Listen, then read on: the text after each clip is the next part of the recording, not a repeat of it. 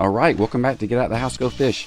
This is the second part of the surf fishing seminar that I attended down in St. Augustine, Florida at the Fishbites Trading Post. If you want to see the first part, if you haven't seen that yet, I'll have a link in the description. This is a great seminar. Fishbites Trading Post has a fishing seminar at least once a month that you can attend for free. They usually have door prizes at the end, and you can shop around their 4,000 square foot facility if you need to pick up any tackle or fishing gear while you're there. So anyway, here we go. Let's get started. Do certain species like to hang out in certain areas of the run out?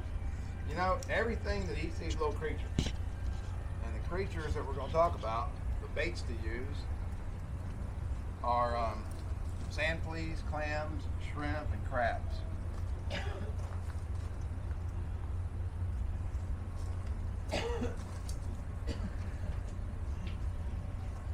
Those are the sandbars.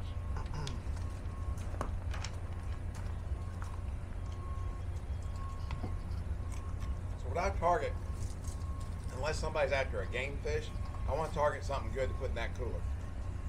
First choice, who likes to eat what from the beach? Whiting. Whiting. Mild, white, flaky fish. Number two, pompano. On the grill. My favorite way. A little butter, a little basil, close the lid. Number three, Black drum. black drum. Black drum. And number four, Flounder. somebody say redfish? Redfish. Flounder are a little harder to catch on the beach, but you can target them. So, all four of those fish all have something in common. They have a special set of skills. Whiting, pompano, red drum, black drum all have crushers in the back of their throat, which allow them to eat clams whole. They're not eating big clams. They're eating up and down the beach. These little clams, they're never more than like 1.25 inches long. Anybody know the name of that clam? The real name for them is Donax, D-O-N-A-X. But here on our coast, the local term, a lot of people call them coquina clams. Coquina is the rock that's made of millions of years of pressure, makes coquina rock. Over on the Gulf Coast, they call them periwinkles, but it's the same clam. But the fish that we're targeting, those four species, have crushers that can suck them in whole and crush them up. So the baits we're going to talk about first are the baits that live here that they love to eat. Number one, clams. Number two, sand fleas. Number three, crabs. A sand flea is a mole crab. It's a crab without pinchers. And the other ones that does have pinchers that are in our surf are calico crabs or spotted crabs. Y'all may have seen the dead body or dead shells. You're walking down the beach. They're usually about that big, no bigger than 5 inches, and they're tan with white spots. Raise your hand. Who's seen those on the beach? Excellent bait. I actually have a little crab trap I carry, but I can only put it out if the weather's calm. If the weather's rough, it gets buried in sand. I've almost lost 2 of them. I have 2 of them that look like Twister because they're all jacked up. I had to rip them up, get them up out of the sand because they bury. So, but you can catch your crabs from the surf too if you have calm weather. But if you can't, like I do 90% of the time, I imitate it with blue crab.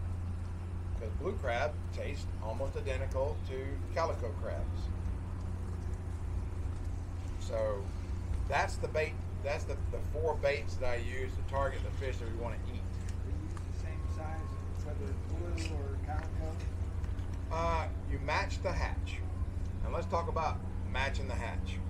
What they're eating, once again, they're no longer than 1.25 inches, and they really like the little tiny ones. And right now, there's billions of them on our beach. Yesterday on Crescent, I probably saw 1,000 right there in just a little 4-foot circle, little tiny clams, like 1/4 inch long. They're gorging on those right now. So match the hatch. Same way I see rookie surf fishermen putting a whole shrimp on a little hook and throwing it out there and wonder why they never catch anything. Well, the whiting can't get that in his mouth. Everything's going to attack it, the whiting, the crab, the pompano, but rarely are you going to get a pompano suck in a whole shrimp, where if you were using 1/3 of a shrimp, done deal.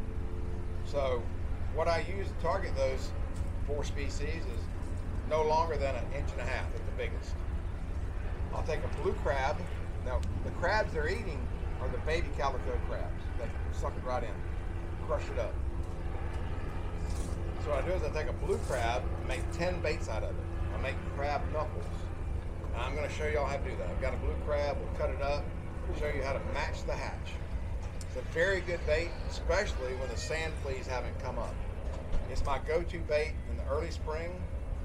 Our sand fleas really aren't coming up.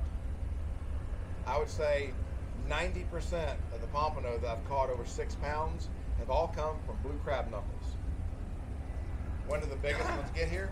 Now. The biggest ones can stand cold water better.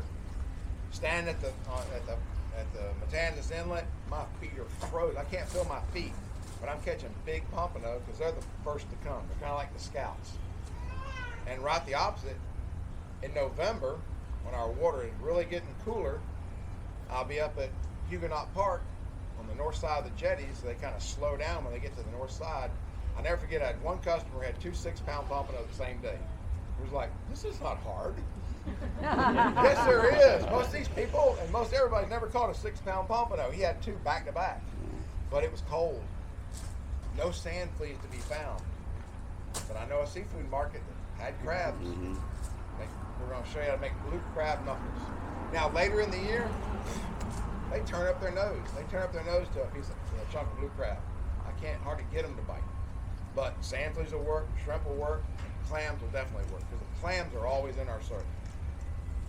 Clams seem to work a little bit better in the cold weather, cold water, because like I said yesterday, just putting my spikes in that water that's that deep, I'd have 20 or 30 little clams come up around my sand spike. So, colder weather, blue crab. I caught whiting on blue crab yesterday, chunks of blue crab. All right, some more questions. Anybody thought of anything? How you put the clam on the hook? Great question. We're going to cover that with all 4 baits. There was a question about floats. 90% of I fish with is the double dropper rig. And my 2 favorite colors are white and tangerine orange. I was down at Juneau and Jensen Beach a couple weeks ago. That was a brand new float. It is crushed. There were so many crabs down there. Somebody asked me this the other day. I started thinking about it. In 1975, when I started catching pompano, there were no floats. There were no beads.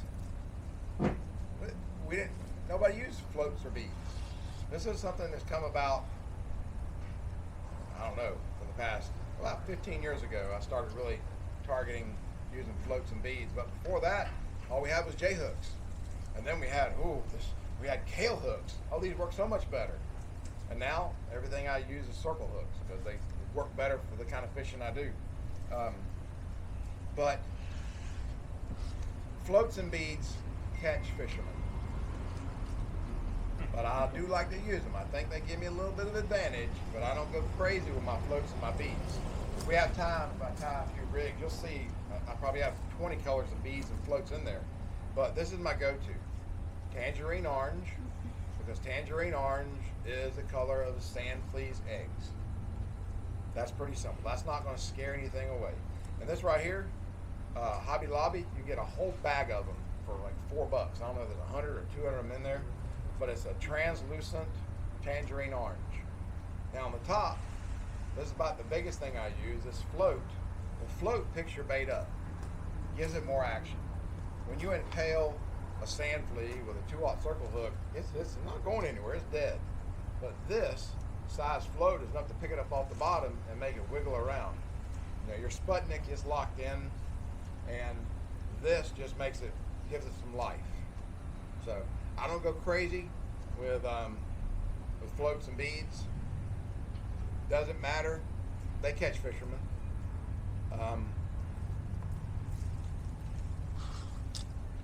Great example. A good friend of mine, been friends for almost 30 years now. He decided he wanted to learn how to surf fish. So he got the basic Walmart combo, and I tell him, meet me at Little Talbot Island at 5:30 on the day of the tournament. We're going to walk in early. I got a big run out picked out. We're going to nail him. What does he have? He has one Walmart combo, the cheapest thing you can get to start surf fishing, which all of us started with. He's got his daughter's plastic Little Tikes wagon. Okay? And one little 2-foot piece of PVC. Awesome. What is his rigs? What Walmart was selling? The 2-hook rig. I told him to make sure they got 2-aught circle hooks. They have a red bead, and a green and yellow float in the middle. It looks like Mardi Gras. There's nothing swimming that looks like that. Sit right there, Bill. Here's some bait. I go down, I make sure I'm in the throat of the run out, and I got it all picked out. Who caught the biggest pompano of that tournament? Billy did, with his brand new Walmart combo and his Mardi Gras beads. I should wait till the end to tell you all this, but I'm going to give you the real secret of being a very successful surf fisherman. Y'all ready? You don't have to write this down. You need a good bait and put it in front of a hungry fish. That's it. We didn't have floats. We didn't have beads. We didn't have circle hooks. We didn't have tail hooks. But when the time is right and the fish are there, you drop that bait on the bar, it's gone. Yesterday afternoon, I was down at the hammock, the first bait in the water. I mean, see that run out? That's where we're going. Literally, I put the first rod in the rod holder, and they go, hey! It's going to be an awesome day. Bang, bang, bang. Nice keeper whiting. So, put a good bait in front of a hungry fish. All right. That's the real secret. But fine-tuning your approach and fine-tuning your equipment and your techniques, that really helps. You still got to find the fish. One of my good buddies, one of my mentors, Larry Finch, put it just like this. I can't make them be there, and I can't make them bite. And I learned fishing with Larry and talking with him for 20 years now, that he's fishing somewhere for 20 minutes, and that rod hadn't gone off, he's gone. I fished with him down there one day at the rocks. Everybody down at Marineland, those rocks. We were there 20 minutes, and I looked, he's climbing up over the rocks. He sets up between the rocks. I'm catching a couple fish. I turn around later, I can't see him. He's gone into billy goat mode. He's up and over those big coquina rocks. He's gone. He's gone south somewhere. I can't see him anymore. So he's going to hunt and find the fish. There's 2 ways to approach your day. I'm going to sit here. I'm going to have a good time. If I catch some fish for dinner, great. But I'm not moving. I like that. That's the way to relax. But if you're going to have a fish fry and you promise your family some fresh fish, you better get moving. 30 minutes max. When I meet my customers in the morning, what are we going to do? We're going to stay here for 4 hours and learn and catch some fish? Or do we have to put fish in the cooler? It's just a different mindset. Tournament day, it's putting fish in the cooler. I'm nowhere more than 30 minutes. If I don't have a quality fish in the cooler, I'm gone. So, all right. I want to visit that one little thing about those beaches again, just to make sure. Volano at high tide, extremely high. Crescent, more like that. Little Talbot Island. There's the sand dunes, and 150 yards away is that first little drop off.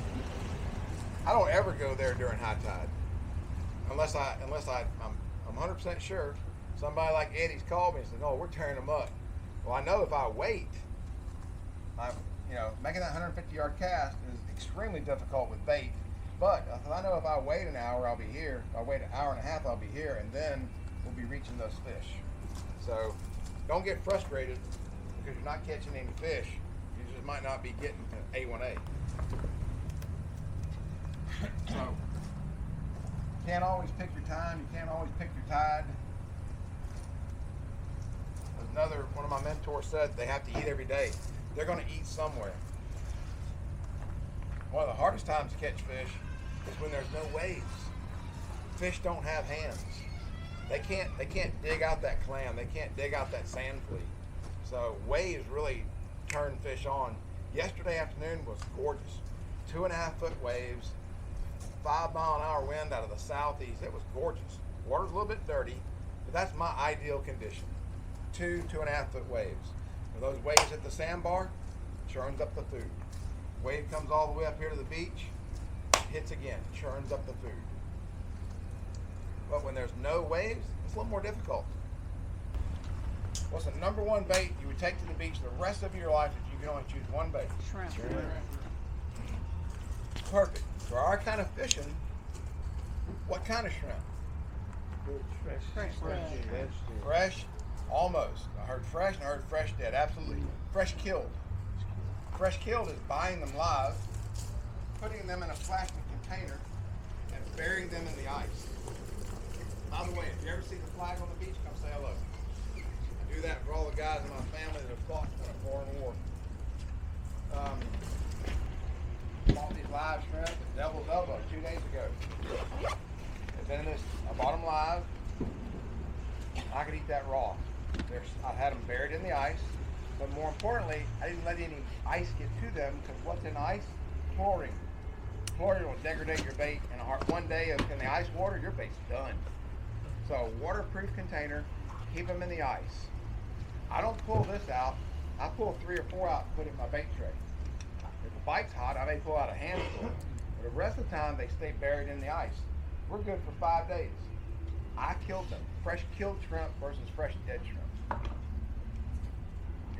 These are all kind of small. Oh, there's one that's average or above average. Back in the ice. I'll fish for these probably Monday. No, I'm going to go through these tomorrow. Power positive. 5 minutes. Rag here. So, the bait is definitely too big for a whiting to get to the mouth. So we're going to match the hatch. We're also going to make it more aerodynamic. The first thing we're going to do is get rid of the fan. I'm going to trim the fan off. By the way, if you buy them at a sporting goods store, these are called game scissors. If you buy them from a Western supply company, they're called poultry shears. If you buy them at Home Depot, ding, ding, ding, ding, floral scissors. The key they have, they're all stainless steel and they come apart to clean them. I'm bad about cleaning them. I kind of maybe wash them off in the surf, but got crab juice, clams, and shrimp juice on there. So, take off the fan. Number 2, take off the horn. Really, the only thing that makes it hard to swallow a shrimp is the horn. I cut him off right at the eyeballs. So, baits, I'm going to cut the tail in half. I'm going to cut the other part of the body. And I've got the head. I've taken 1 live shrimp and made 3 awesome baits. If you're going to take 1 bait to the beach the rest of your life, it'd be that. Because everything in the ocean will eat a shrimp. Now, beyond that, if the bite's slow, I only use 1 section of this, which is the tail. The tail has the most shell to meat ratio and stays on the hook better. Number 1, you're fishing in a rough environment. Number 2, you've launched it. It's buried, it may hang on, may go over there. And number 3, the impact of the water. That stays on the hook the best, the tail section. How do we put it on there? Side to side. Not bottom to top, top to bottom, but side to side, you'll get the most holding power. 2/0 circle hook. If the bite's really good, that's all I'm doing. Putting it through the tail, sideways. That is very hard to sling off. Even in a big pendulum cast, that usually stays on. If we've got more nibblers, I don't want those little nibblers, especially in the summertime, fish bites, I gotta tell you all that there are millions of baby pompano and baby whiting in the surf in our hot months. I don't even know if they're fry yet. But anyway, there's so many. Okay, back to this. How to make it stay on better? You pegged it through the tail. I'm going to spin it around 180 degrees, and I'm going to peg it on the hook again. I'm going to slide it up the shank because you have to leave a gap for a circle hook to work good. Back when in the 60s, put more worms on it. Put a gobble worms on there. Cover up the hook. That was on J hooks. On circle hooks, you got to have the gap exposed to be able to wrap around the jawbone. When I shark fish, I don't use the whole whiting. I use the whiting head and some of the body, and I take that big 10/0 circle hook and I barely put it through his nose. Same thing when catching tarpon. On mullet, I'll take that 4 or 5/0, I'll put it in his mouth and turn it out of his head. So you got the gap exposed, because without that gap, it doesn't work right. Look at him here. Second favorite bait is the one with the most smell. I hook it right under where the horn is. That's where the hardest part of the shell right there. That's got the most flavor. This stays on the best. That's got the best stink. That's a little bit big for whiting. If the pompano are running good and all the whiting are 14 inches or better, no problem. question about shrimp? All right. Fish bites. Here, Papa. All right. I don't worry when I'm cleaning stuff in my fish cleaning table. I don't worry about a little bit of something on the ground. It's all gone the next day. I don't know where these possums live in my neighborhood, but everything's gone the next morning. All right, sand fleas. Some of the bait and tackle stores are now selling them. These are from yesterday morning. Most of them are still kicking. The way I take care of my sand fleas, I call this a sand flea condo. Sand fleas can breathe oxygen from the air just as they can from the water.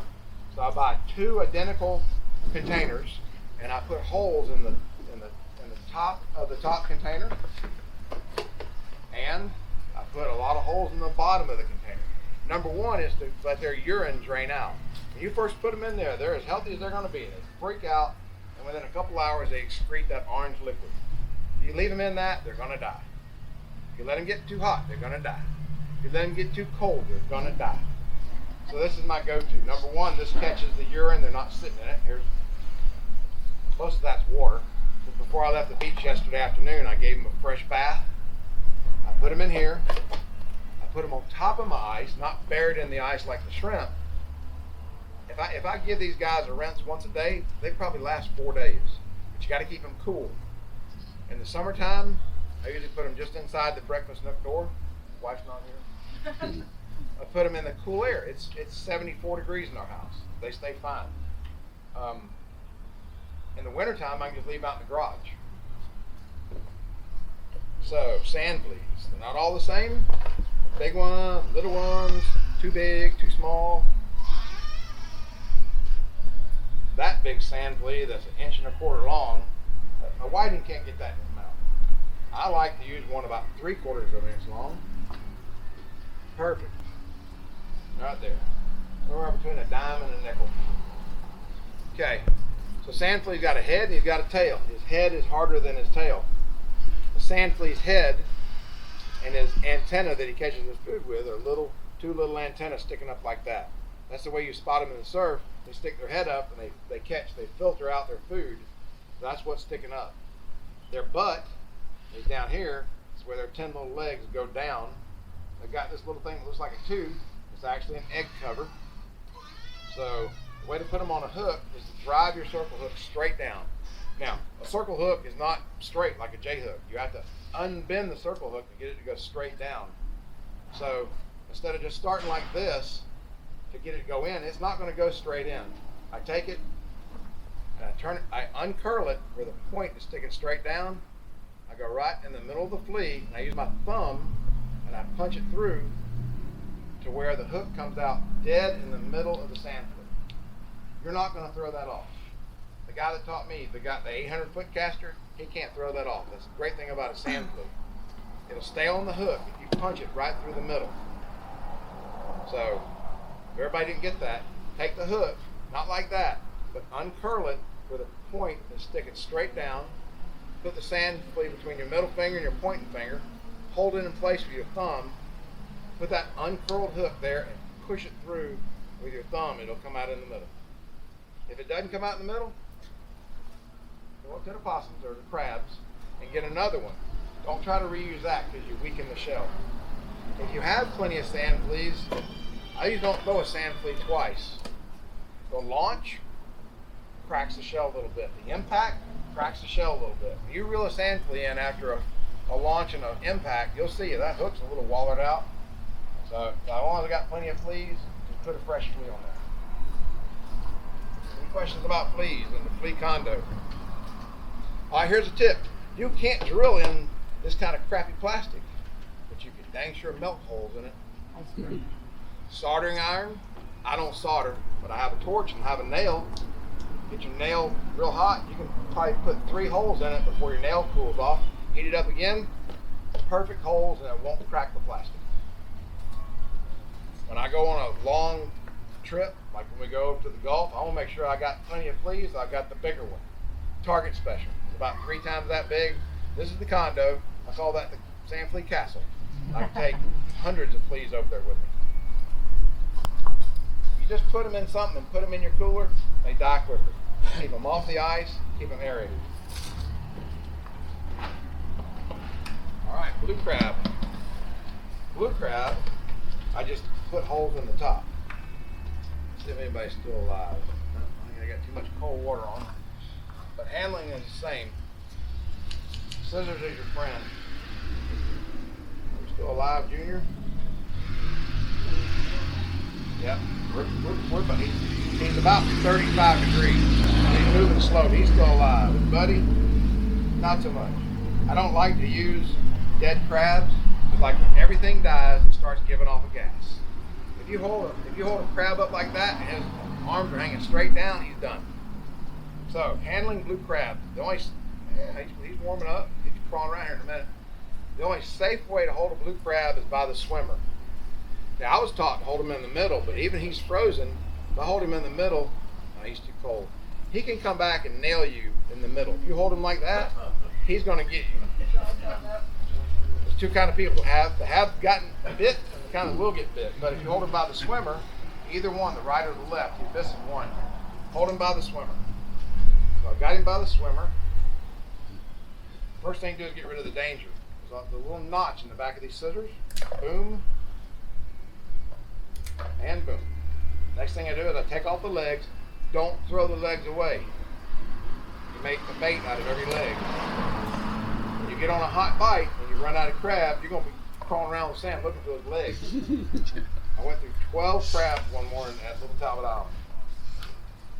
Bonnet head sharks. I chased the world record for a long time. The world record now is just over 28. Here on our beaches, I've caught a couple of 26-pounders. What do they eat? They're crab eaters. The best two eating sharks in the world is a nurse shark and a bonnethead shark. Nurse sharks eat lobsters. Bonnethead sharks eat calico crabs. What do you use for bait for a bonnethead shark? Half a blue crab. Right there. You put the hook right there through that. His back swimmer fin, his front claw pole is too hard. But you take a 5/0 hook on a 100-pound mono leader, put it in the hole, chisel it through, and that's your bait for 2 fish. Actually 3 fish. I've already named the bonnethead shark. What else likes to eat our calico crabs in the surf? Redfish. And over there on the panhandle, what am I going to be catching 3 weeks now that I'm counting? What else eat a crab? Black drum. Big uglies. Black drum.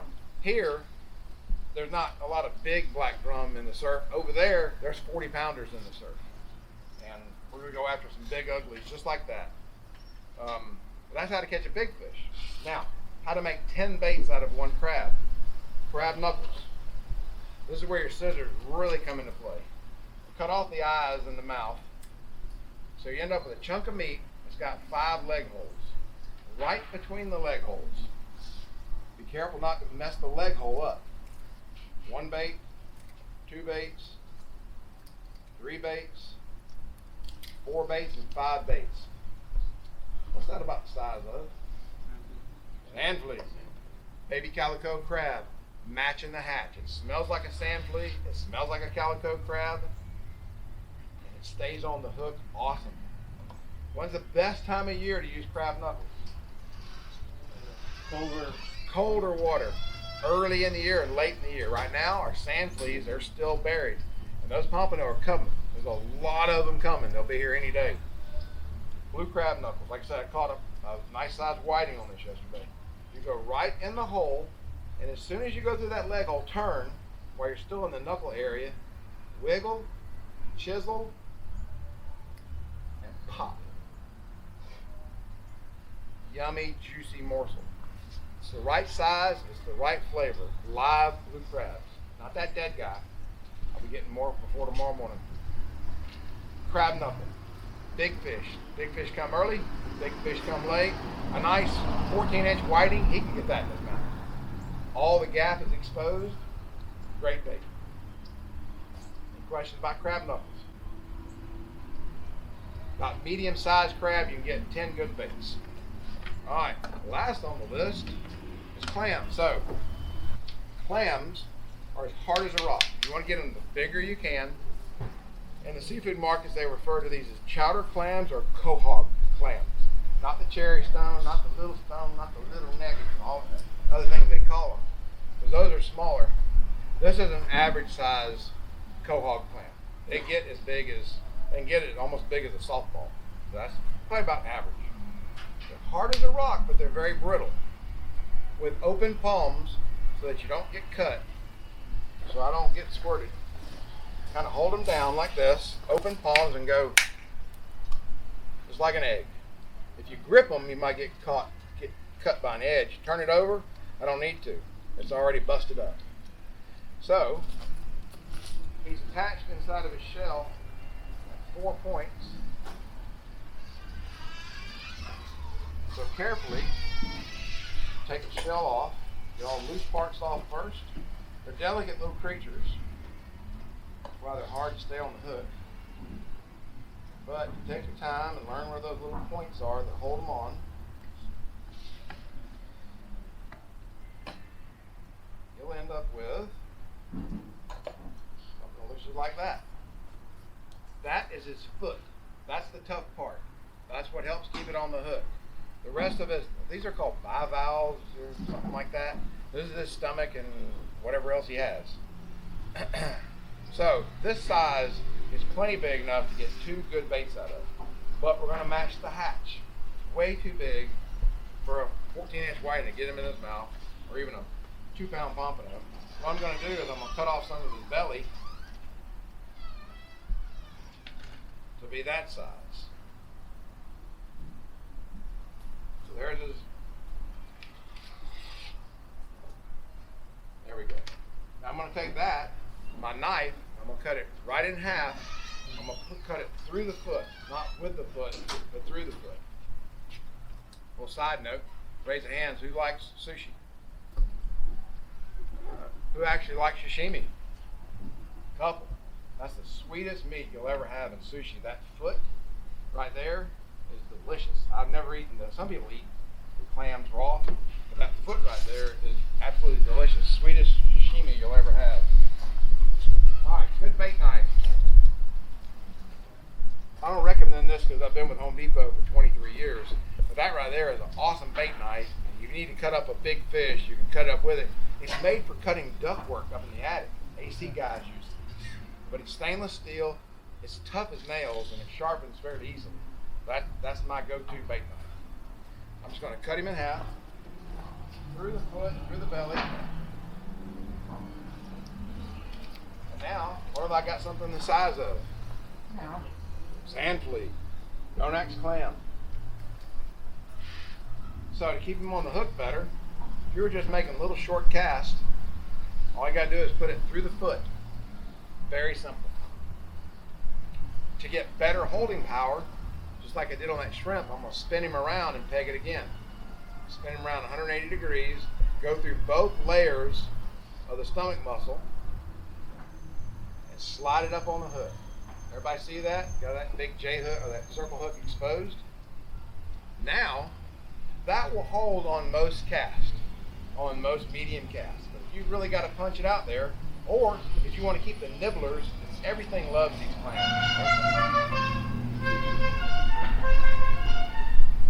People love handle. All right, bait thread. I like to pull out about 8 inches of it. Keep it in your container. As long as it stays dry, this stuff is good forever. I just want about 1 inch of it. Now you don't have to tie any knots. That's the beauty of this stuff. It's so stretchy.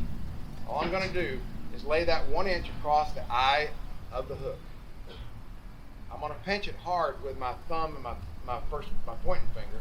I'm going to pull it tight, and I'm going to go 1, 2, 3, 4. That's the knot. And you're going to tie another knot when you're done. That's the first knot. You slide that slimy clam up on the shank of the hook, pin it with your thumb so it doesn't spin. If it's not spinning, I'm going to make a cocoon.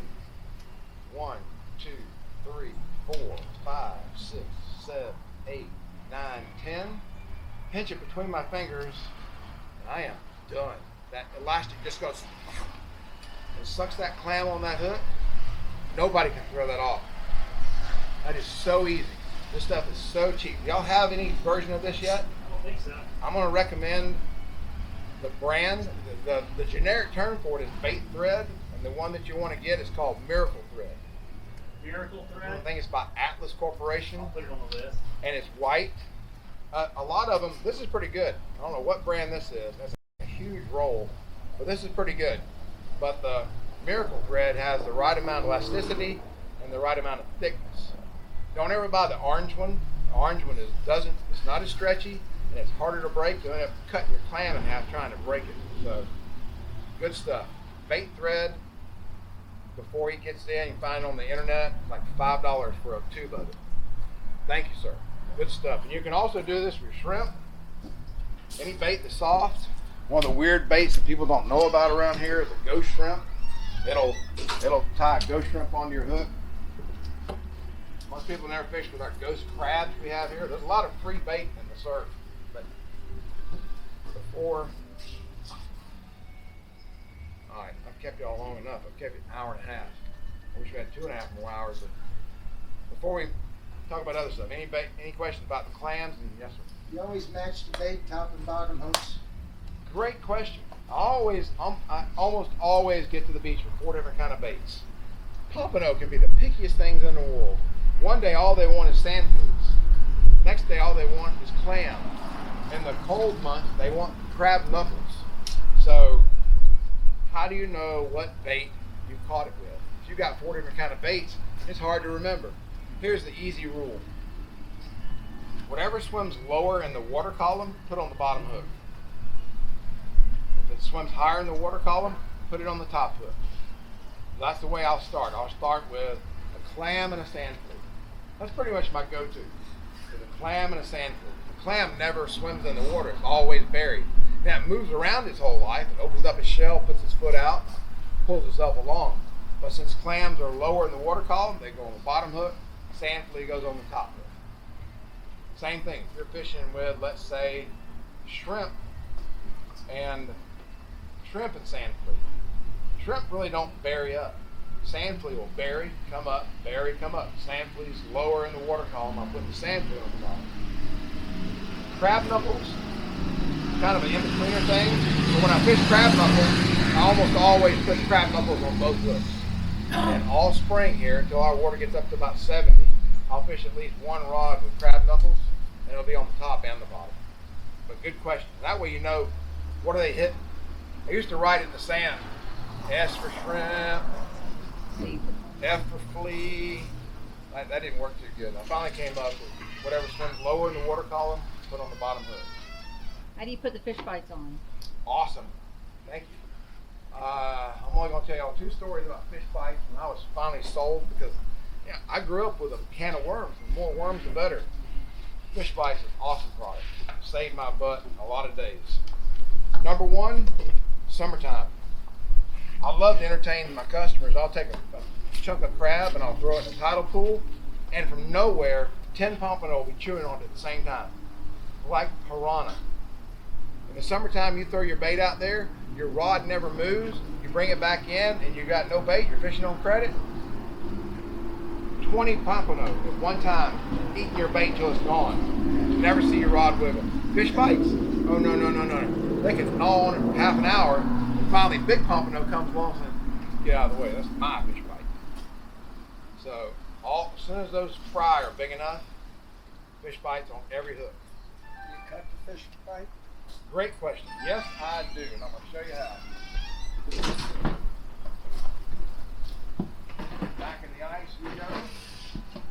So what you're saying is you double bait the hook, correct? Yeah, double bait the hook. Or I'll just fish bites naked. The next one, the only one I'll tell you about, like I said, since I started using this product, I don't know how long. Time flies. But the best one was, we go over to St. George Island below Tallahassee. Surf fishing destination. It's awesome. St. George Island is created by the Apalachicola Bay. 2 rivers pouring out on each end of the island. It's a fishy place. We get over there. We've taken I got a cooler full of crabs. I got a cooler full of clams. We've taken sand fleas. We can't keep a bait on the hook. You put your bait out there, You think you might see a bite. 5 minutes later, you reel back in. You got no bait. Over and over and over for 2 hours one morning. Take a guess what was getting our bait. Crabs. A National Geographic crab migration. Have y'all seen that, like on Nature, where the bottom is just nothing but crabs? Our bait would hit the water, they'd be on it. I confirm that because even a caster like me has a break off every once in a while. I try ripping one out there, and I got a backlash. Pow! Sinker, Sputnik, everything's gone. Later that morning, I caught my own rig, which will happen if you're fishing over and over in the same spot. I reel it in. It's got 2 calico crabs tangled up in my rig. I already knew what was going on, but later I caught them. So, what did we do? Now 9 o'clock in the morning, we've gone through 100 bait. We don't have a single fish. Fish bites. Fish bites only. The rest of that morning and the next day, a lot of y'all know my buddy Mark Burford. We only had 18 bites. All 18 were big studly pompano. Fish bites only. The pompano had time to get to the bait. The pompano will be cruising above those calico crabs. They see those crabs, they smell it, they come in there, nail that fish bite, is on. Fish bite saved the day. When I fish it, that was just, we're doing fish bites only. Scissors, fish bites. I like buying in the strips. They're called easy because I want to match the hatch. The ones, my favorite, the smell of Play-Doh. That's what it smells like Play-Doh. I don't use the pre-cut strips because I think they're a little too big for what I want to do. So it's a waste. I buy these, I cut them exactly the way I want them. I cut them 3/4 like that. What's that the size of the sand? What's that the size of? Sand flea. Baby calico crab, sand flea, Donax clam, a big Donax clam. That's the bait. Sand flea is my favorite. I usually do mix it up. Are y'all ready for the pro tip of the week? Yep. Scissors. What in the ocean is rectangular? Nothing. Why not have every advantage? Take the scissors, cut off the square grouper. I'll tell you about the square grouper I caught. Around the corners, this is 2D. Why not make it 3D? Take the scissors, cut halfway into the fish bite, pull it apart. I now have 3D. I have more scent going in the water. I've given it a little more contour. Now it looks more like a sand flea. I've yet to catch a square sand flea, much less a rectangular sand flea. One time threw it with my little split tail. If I'm fishing live bait with it, I'll use a small piece, or I'll use a small piece of fish bite because I still want that 16-inch whiting to be able to get in his mouth. So I don't cover the hook with a lot of bait. I've got a lot of buddies that now fish nothing but fish bites. What flavor? I don't use shrimp because everything likes to eat a shrimp, and I don't want to catch bluefish. I want to catch stuff that eats crustaceans. So sand flea is really my go-to. Sand flea and clam. I just place my order in the truck. That's my go-to 2 flavors. Yeah, wonderful product. Like I said, I fished them for probably 5 years before I talked with them about partnering with them, and I'll never turn back now. I like the fact that it targets a bait. There's another one out there called Fish Gums. I'm sorry I'm cussing sitting here on your front porch, but he kind of puts everything into one bait, all the formula. I don't want shrimp in my bait. I want sand flea in my bait. Dr. Carr, bless his heart, worked his butt off to create this stuff. It's awesome technology, right down to synthetically made elements. Probably not everybody knows the story, but he figured out if he took a shrimp and he squished it and made water and made shrimp water and analyzed it, I have it right, there's 42 elements in a shrimp, but there's only 11 of those elements that make a fish bite. And that's what's in this, those 11 key elements, synthetically reproduced. So you can put them in your fridge, have a year later and they're still good. So awesome product. But that's the way I fish it. Round off the corners, split it, give it a 3D.